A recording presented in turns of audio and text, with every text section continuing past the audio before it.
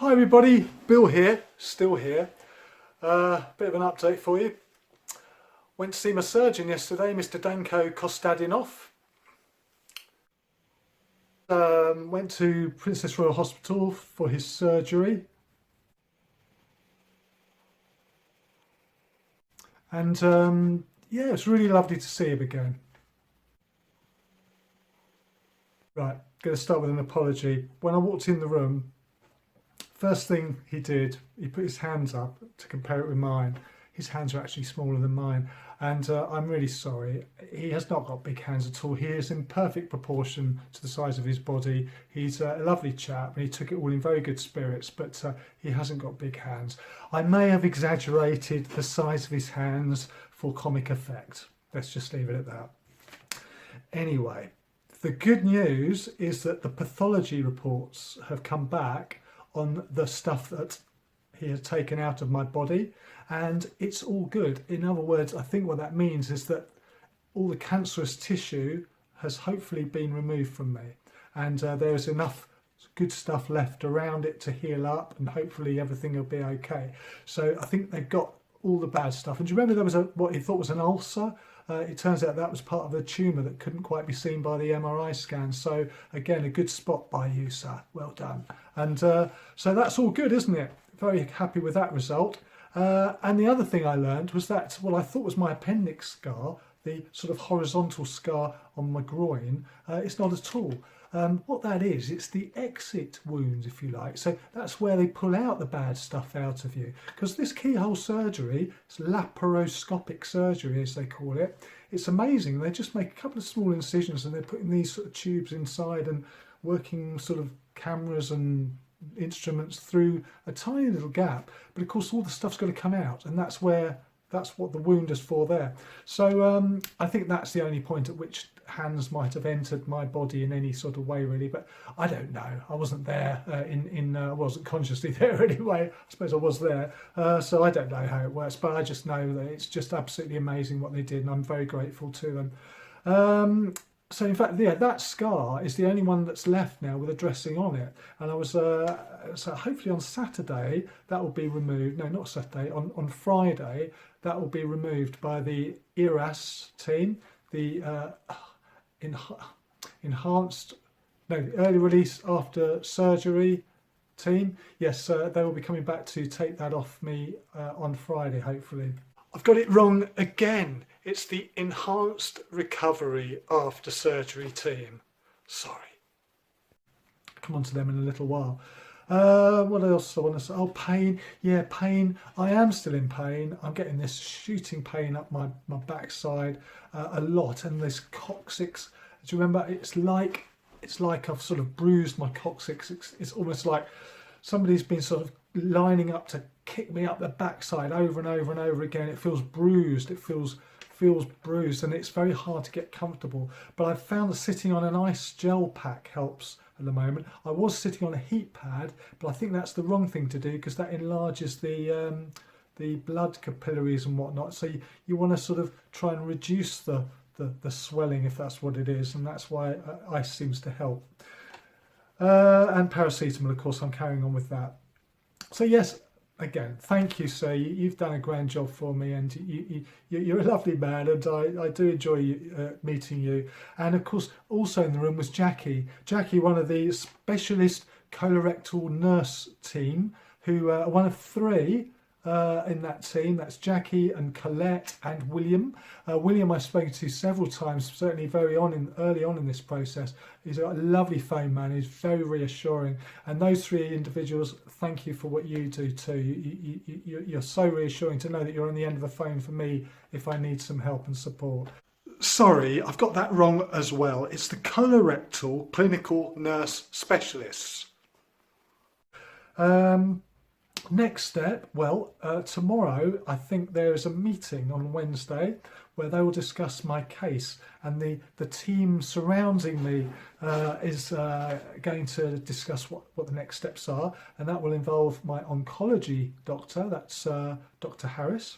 Dr. Harris will meet me at the moment on the 1st of March and discuss the next steps, which is chemotherapy. because there's a big round now, I think a much stronger sort of chemotherapy for 3 months to really poison all that bad stuff out of me, fight it and, you know, get rid of it. So just left with healthy me at the end of that process.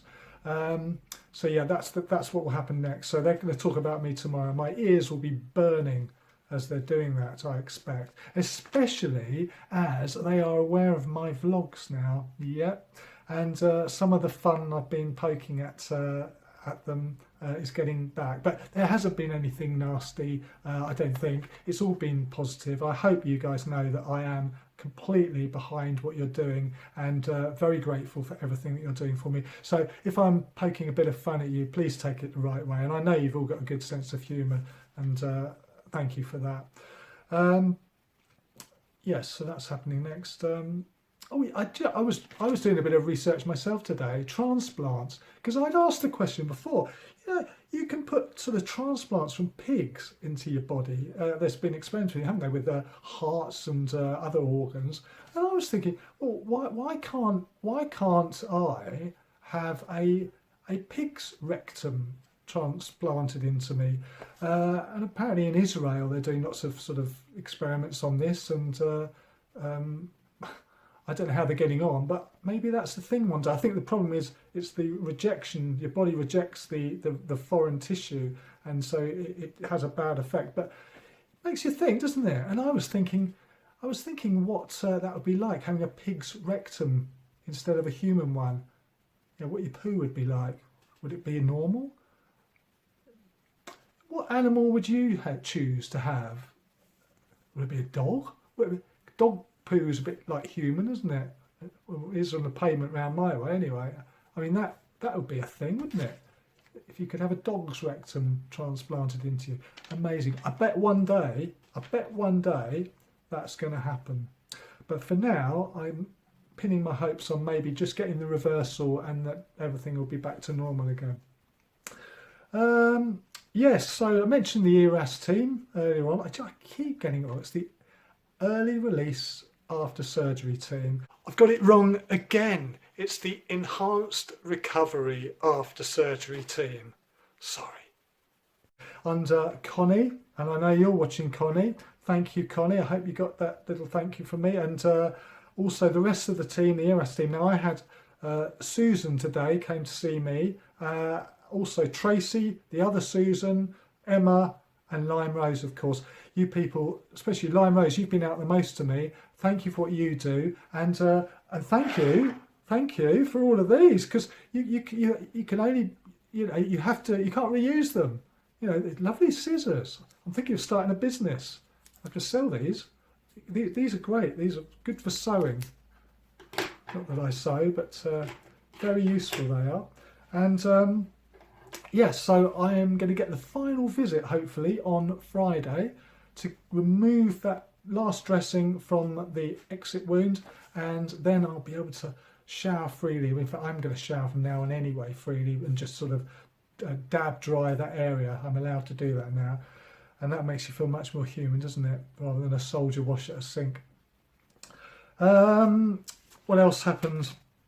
Oh, look what I thought. I was going to talk about the Stoma Clinic. I went to I had a call from the Stoma nurse, the lovely Laura, today. Laura called me, and also hi to Nikki, the two of those. Thank you for what you do. You're so supportive, you're so helpful. Laura set me up with that delivery from Fittleworth, the Stoma, the ostomy product supply company. And I had my first delivery. I've got a month's supply last Friday. So that's 30 bags, 15 of which are cut to the right size for me.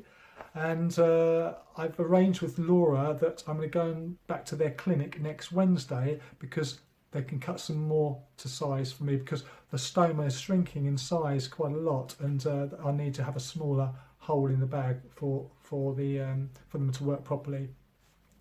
And also, what I was a bit concerned about was this spray that you get, which is what you spray on the sticky stuff to get it off your skin. They only sent me 2 little aerosols of those, and I feel like I need That's aerosols. They only sent 2, and I felt that I need a bit more, because if I run out of that, it's going to be quite hard to get that sort of super glue stuff off you, because it really is sticky. It's very good. And look what I bought. Not flirting with you, but look at this little number. This is called a level 1 support, which I bought direct from the company. I won't mention who they are, but you can find them online. You slip this on over your feet like a little mini skirt, pull it right up until it covers your waistband. It stretches around, and it sort of, you can keep that at night time. What I'm planning on is that this can go cover my midriff, and at night maybe I won't have to wear my pyjama top any longer, which it gets knotted up. I don't really like it, so I can maybe go back to being sort of free and easy in the bed sheets, and hopefully get a better night's sleep, confident in the fact that this is holding everything in place and that there won't be any nasty surprises when I wake up. Right, that's it really. So that's the update. So the next stop is dressings moved Friday, Stoma Clinic next Wednesday, and then waiting to see if I get any further contact before the big meeting on the 1st of March with Dr. Harris, the oncology doctor back at Guy's. So still good. Yeah, and maybe by that time the pain will have subsided from my backside. That'll be a big bonus. And I will wish you all very well, good health, and thanks to anybody that I haven't mentioned. I'm going to see you all one by one along the way, and I want to thank you all personally as we go through this process. But for now on the camera, I just want to generally acknowledge to the world, all the subscribers out there who are kind enough to follow me, that I have got the best team behind me possible in the NHS, and thank you very much to the King's College Hospital team that are doing that, plus the Guy's Cancer team, the guys at St Thomas's that have been helping me out from the chemotherapy and radiotherapy side. Fabulous. Bye for now, everyone.